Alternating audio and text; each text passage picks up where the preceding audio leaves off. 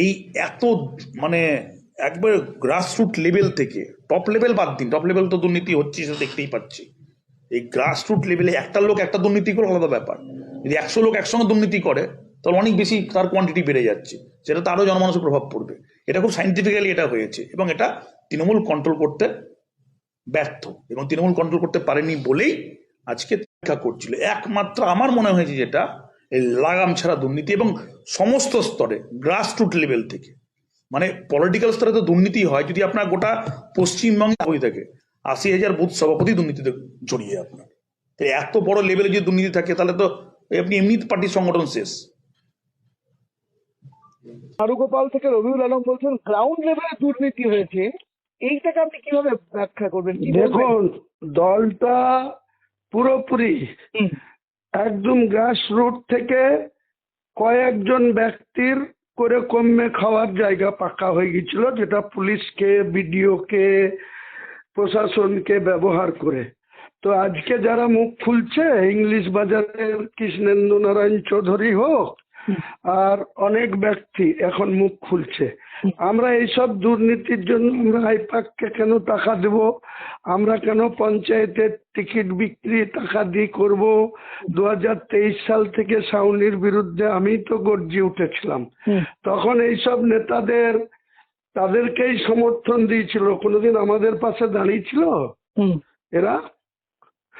2023 সালে পুরো নিকেটলি বিক্রি করেছিল টিকিট, সালার, ভরতপুর, রেজিনগর, সব জায়গায়। রবিউল আলম চৌধুরী এমএলএ, ওকে 12% টিকিট দিয়েছিল, আর বাকি 88% টিকিট সাউনি সিংহ রায় কে টাকা দিয়ে আতাউর পঞ্চায়েতে সব বসিয়ে রেখেছে। আগামী দিনে তো আমরা সমস্ত পঞ্চায়েত অ্যাডমিনিস্ট্রেশন করে দেওয়ার জন্য সরকারকে বলবো, এই পঞ্চায়েত অ্যাডমিনিস্ট্রেশন করে দিয়ে যাতে 6 মাসে বা 9 মাসের মধ্যে যাতে আবার নতুন করে পঞ্চায়েত নির্বাচন করে। তা নাহলে তো এরা সবাই তো টাকা লুটের পঞ্চায়েত চলছে, লুট করে, কোনো মানুষকে পরিষেবা দেয় কোনো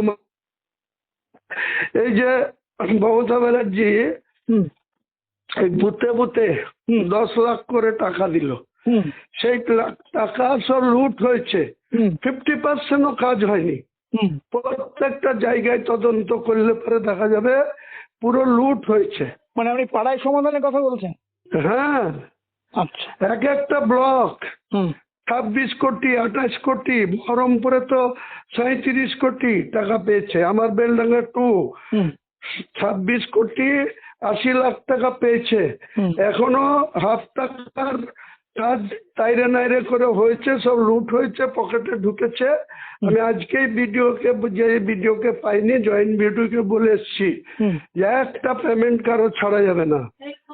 এই কথাগুলো আপনি যখন তৃণমূলে ছিলেন তখন আপনিই বলতেন, আজকে আমাকে কেউ সাপোর্ট দেয়নি, আমাকে আরো পূর্ণাশা করা হয়েছিল যখন এইসব কথাগুলো বলেছি তখন। আজকে তারাই বলছেন।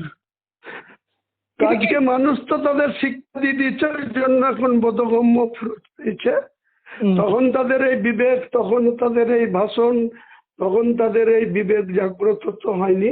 মোহে ছিল, চেয়ার দখলের মোহে ছিল। অন্যায় অন্যায়, ন্যায় ন্যায়, অন্যায়ের কোনো বিকল্প হয় না, ন্যায়েরও কোনো বিকল্প হয় না। এই যে আপনি যাদের কথা বলেছেন, তৃণমূলে যারা আপনাকে এরকম ভাবে করেছিল, তাদের মধ্যে আজকে একটা জিনিস দেখা যাচ্ছে যে এই হেরে যাওয়ার পরে তাদেরই একটা অংশ পদ্মমুখী। আপনি এটাকেই বা কিভাবে বলবেন? পদ্মতে যে কোনো লাভ হবে না। যারা এখানে লুটলো তাদের একটাই প্রবণতা, তারা শাসক দল ছাড়া বিরোধী দলে থাকার তাদের কোনো মানসিকতা নেই, বা তাদের কোনো মনে জোরও নেই। তারা শুধু রাজনীতিটা করে ভোগ বিলাসের জন্য, আর শাসক দলে থেকে ভোগ করব, প্রশাসনের ক্ষমতায় বলিয়ান হয়ে লোকের উপরে ছড়ি ঘোরাবো, এই হচ্ছে তাদের প্রবণতা। তারা যতই যাক, আমার মনে হয় বিজেপি দল তাদেরকে নিলেও সেইভাবে কোনো গুরুত্বপূর্ণ জায়গায় দেবে না, আমি এটা দৃঢ় বিশ্বাস। আর যদি দেয় তাহলে দেখ, তাতে আমার কিছু যায় আসে না। আমি রাস্তায় নেমে আন্দোলন করার লোক, অন্যায়ের সাথে কম্প্রোমাইজ করি না, করবো না, লড়বো, আবার লড়ে যাবো।